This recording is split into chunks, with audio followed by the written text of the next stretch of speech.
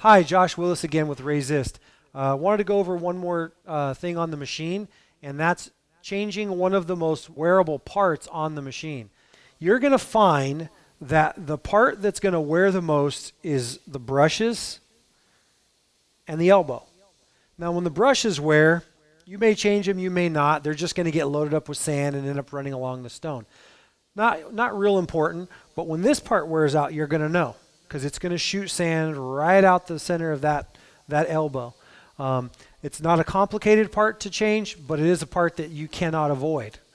When it goes, you're going to get sand going everywhere. So stop the machine. What we're going to do is unloosen the hose clamp that's here. Okay, take that off.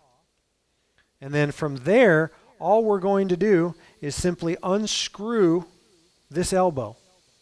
You can get these elbows from us. You can get them from Home Depot, Menards, Lowe's, or a industrial supply house. It's just a cast 1.5 elbow, pretty standard. Put that back on, and you'll be good to go.